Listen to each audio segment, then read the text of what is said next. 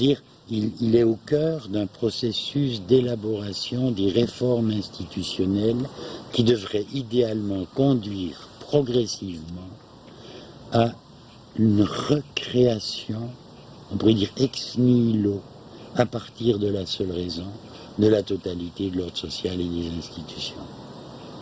Et c'est là, dans ce tournant, que réside peut-être déjà le germe des difficultés qui sont attachées maintenant au maintien du statut d'intellectuel et de l'idée même du rôle social de l'intellectuel dans la société. Et ce tournant, c'est, disons, la fin du XVIIIe, le début du XIXe. C'est le tournant des Lumières. Qu'est-ce qui va se passer, disons, pour justifier, en même temps que les Lumières aient construit la figure idéale typique de l'intellectuel, et qu'à partir de cette construction, tout le XIXe siècle va être occupé par cette figure de l'intellectuel, on peut dire contestateur de l'ordre ancien. Qu'est-ce qui va justifier ça? Le passage de cette figure à une figure où l'intellectuel n'est plus certain ni de son rôle, ni de l'orientation sociale, historique de son action.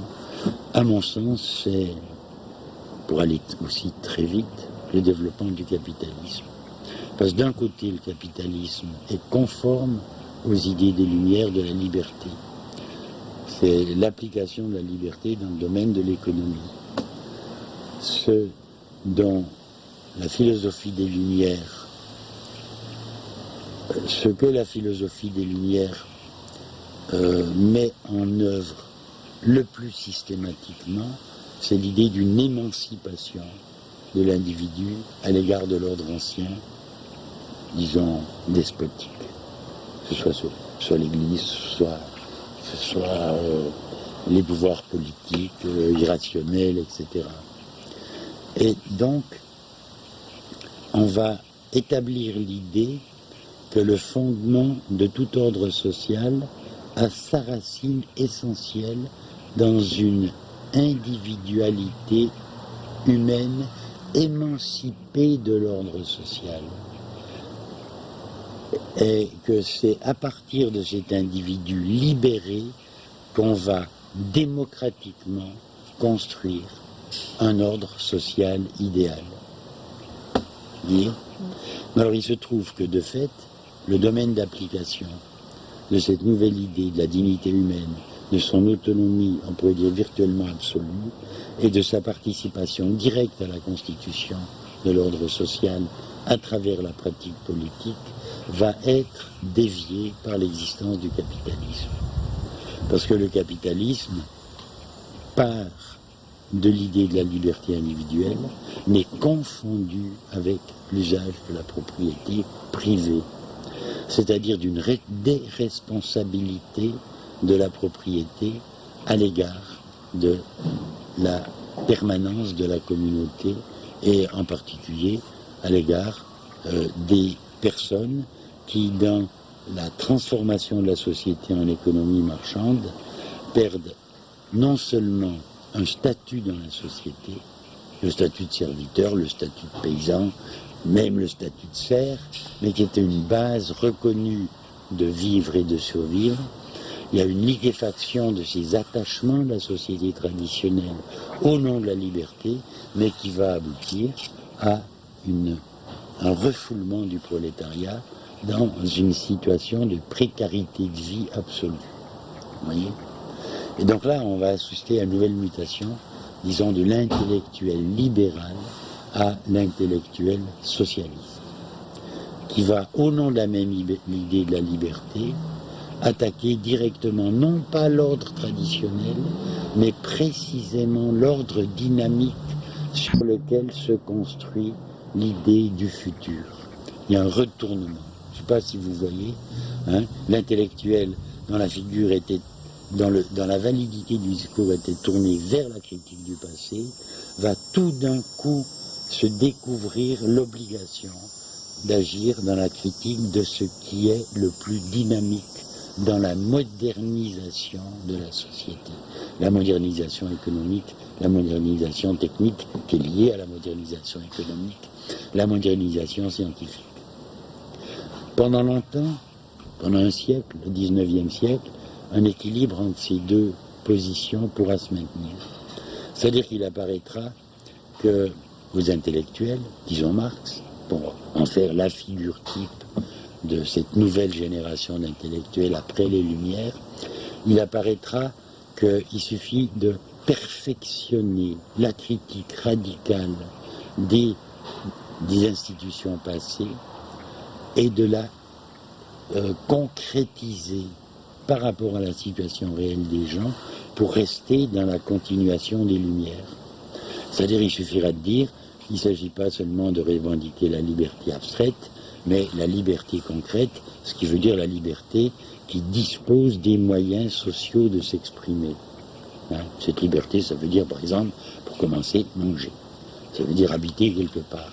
C'est-à-dire être pas continuellement sous la menace de la destruction, de la misère, de la marginalisation sociale, etc. Donc, pendant toute une période, on a le sentiment qu'il y a comme un enrichissement concret de la position des Lumières qui est comme une relance de cette volonté d'émancipation. Vous voyez ? Alors, toujours pour aller vite, et même en allant vite, c'est toujours trop long, on arrive un peu à la situation contemporaine. Quand je dis contemporaine, ça demande une certaine mise au point.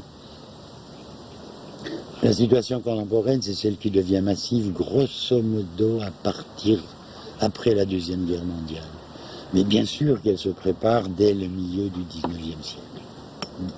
C'est-à-dire que dès le milieu du XIXe siècle, apparaît quelque chose qui n'est plus la crise de la société traditionnelle, pour simplifier féodale, patrimoniale, patriarcale, religieuse, mais qui est la crise de la modernité elle-même qui apparaît sous la forme des contradictions qui habitent son mécanisme même de déploiement. Vous voyez ? Marx était à la jointure, mais il se trouve que les projets de réforme qui restent utopistes de Marx, hein, la propriété collective, restent fondés sur le concept de propriété. La libération des gens reste fondée sur le concept d'une émancipation à l'égard de tout ce qui les contraint socialement. Et dans tout ça, on oublie au bout du compte que l'être humain ne peut être libre qu'en appartenant à une communauté, qu'il ne peut être libre qu'en ayant une formation culturelle qui plonge ses racines dans la tradition, qu'il n'existe pas de culture universelle, comme il n'existe pas de langue universelle. Au XIXe siècle, on a essayé d'en fabriquer une, hein, l'espéranto, mais c'était une langue pauvre. Maintenant, il y en a une qui règne, c'est l'anglais international, mais c'est une langue pauvre. C'est pas seulement une langue pauvre, c'est une langue appauvrissante. C'est une langue qui ne permet pas à l'être humain de faire une véritable et pleine expérience de la dimension symbolique qui est inhérente à toute sa vie. Et alors, face à ce nouveau mouvement de la société, disons capitaliste, la critique doit changer de direction. Je ne sais pas si vous voyez. Puis ça, quand je dis elle doit, c'est ma position. Il y a pas mal d'auteurs qui pensent la même chose, de personnes qui pensent la même chose, mais disons que c'est pas très bien vu de le dire explicitement. Ce qui est menacé par le développement des sociétés issues du capitalisme, c'est la nature humaine de l'être humain, c'est la nature sociale de l'être social, c'est la nature historique de l'être historique. Et donc, le point de focalisation n'est plus une émancipation par rapport aux formes du passé, mais c'est une recréation réfléchie et critique des formes qui appartiennent aux conditions existentielles d'être un être humain complet dans la vie. Puis alors à partir de là, je pourrais énumérer, peut-être ce sera la prochaine étape, disons, dans la même réponse maintenant, quels sont les aspects de cette dissolution de ce qu'on pourrait appeler la nature humaine, au nom de l'émancipation, au nom de l'évacuation de tout ce qui contraignait, enfermait l'être humain dans des institutions dépassées, etc. Et aussi, et ça c'est un élargissement qui est tout à fait nouveau, on pouvait le soupçonner il y a un siècle, il nous crève les yeux maintenant, c'est que l'émancipation de la capacité humaine d'agir dans le monde conduit à la destruction du monde et que la vie humaine n'a de sens que dans le maintien du monde. Toute la richesse de la vie humaine, en dernière instance, c'est pas de consommer, c'est de faire l'expérience de ce qui existe déjà. Hein? L'expérience des formes, l'expérience de la nature. Je ne veux pas idéaliser la nature, mais toute la richesse de notre expérience, c'est par exemple ce que les gens illusoirement vont essayer de chercher dans les vacances. Hein? On va aller chercher de trouver des paysages, on va aller chercher de trouver la mer, de trouver le soleil, de trouver les expériences primordiales d'un être humain qui est d'abord un corps physique organique et qui a un sentiment profond de vide en lui lorsque son éveil sensible est frustré. Alors on projette ça dans les vacances. Mais les vacances c'est artificiel, c'est pas la vie réelle. Et les vacances sont une activité de loisir, donc de sortie de la vie économique, de la vie contrainte, de la vie assujettie aux besoins, mais cette activité de loisir est devenue, on pourrait dire maintenant, depuis une trentaine d'années, le secteur le plus fortement en expansion de tout ce qu'on appelle l'industrie capitaliste, de tout ce qu'on appelle le système de production, le système du profit. Hein. C'est au nom des loisirs que se développent les industries les plus dynamiques du monde contemporain.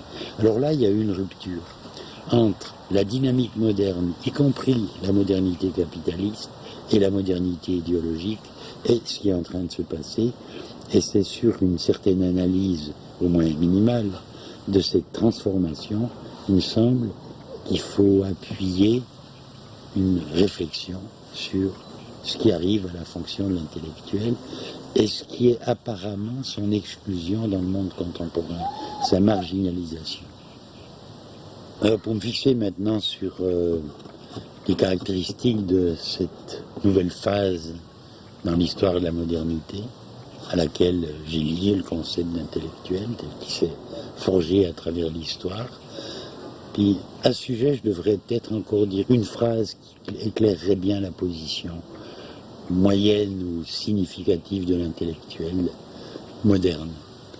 L'intellectuel moderne, dans cette dynamique de développement de la modernité, où la société, à travers des philosophes, à travers des nouvelles pratiques économiques, à travers des processus d'émancipation des gens à l'égard des statuts qui les enfermaient, dans une position définie à l'intérieur de la société, en général dans une position de dépendance, etc., où l'intellectuel, au fond, s'adressait principalement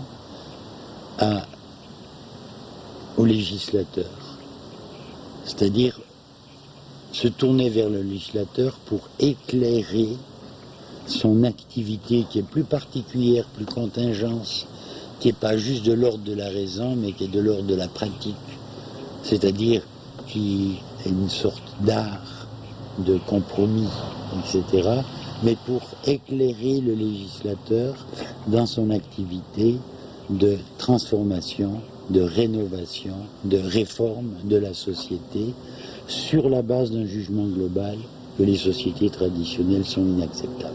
Voyez ? Et s'adressant aux législateurs, avec le développement de la démocratie de fait, c'est-à-dire la participation, pas seulement idéale des citoyens au vote, mais l'élargissement de la faculté concrète de participation des citoyens au vote, c'est-à-dire l'élargissement du droit de vote, et ça en passant, à part 2-3